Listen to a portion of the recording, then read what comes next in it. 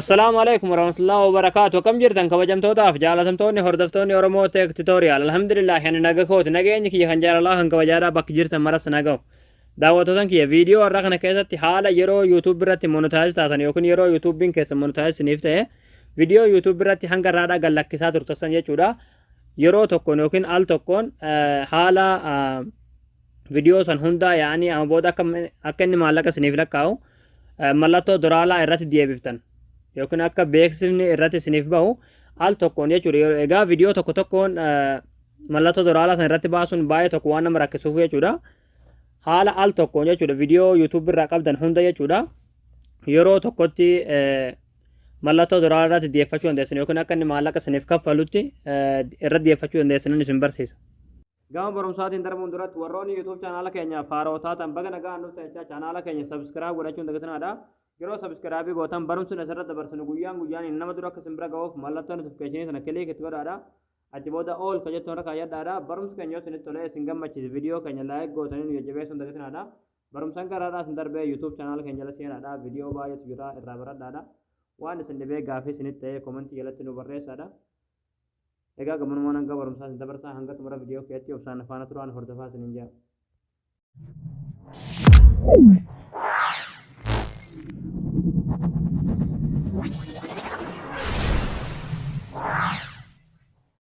Hayyee daawwattoota kiyyaa kinoo kiyya akkuma asirratti margaa jirtan baga gammaddee koongiraaleeshin amma booda gara paartii yuutuubii dabalamtee jirta naan jechaa jira jechuudha.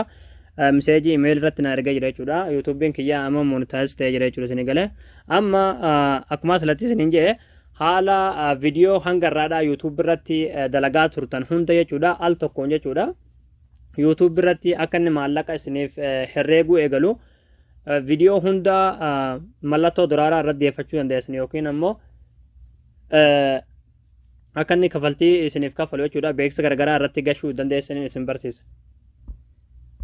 Hayyee daawwattootan kiyyaa san gochuufis kiroomii keessan galtanii kiroomii harani galtanii achi booda yeroo kiroomii irra galtan jechuudha. Haala kanaan kunoo akkuma asirratti argaa jirtan isiniif fida jechuudha isin galee akkuma asirratti argaa jirtan kana jechuudha. Haala kanaan koongiraaleeshin jedhee jira jechuudha. Amma wanti gochuu qabdan jechuudha. Salphumatti asirratti geet staart kan jettu ni jirti irratti kilikni gootanii achi booda haala kanaan isiniif fida jechuudha.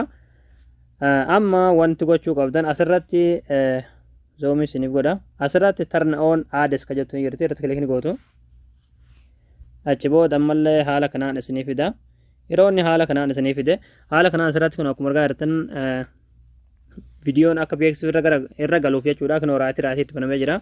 Amma wanti gochuu qabdan asirratti next kan jettu ni jirti irratti kilikni gootu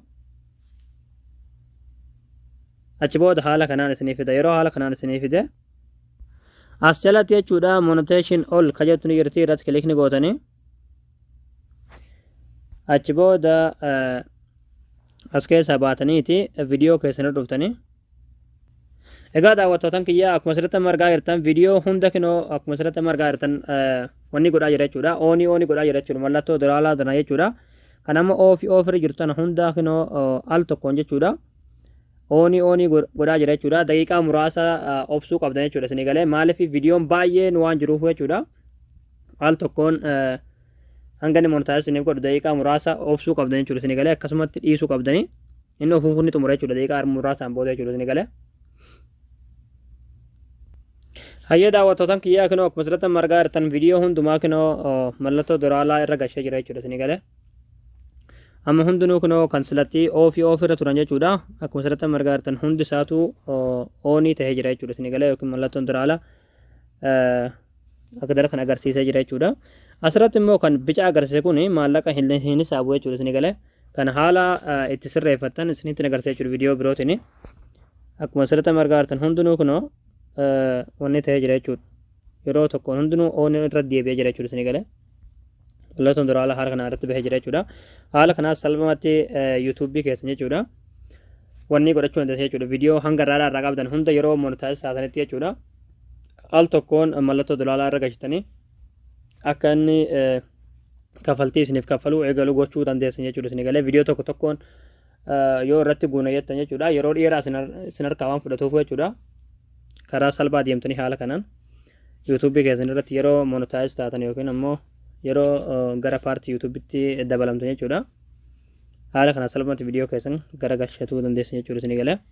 Egaa daawwattootaan kiyyaa isin galee jettanii abdii qaba. Barnoonni keenya har'aadhaa asirratti raawwataa barumsa dabalataa argachuudhaaf viidiyoo keenya namni baay'een argee kan irraa fayyadamu laayik sheer gootanii namoota baay'ee biraan ga'uun dagatinadha. Barumsa birootiin hagolti deebinutti waan hordoftaniif galatooma.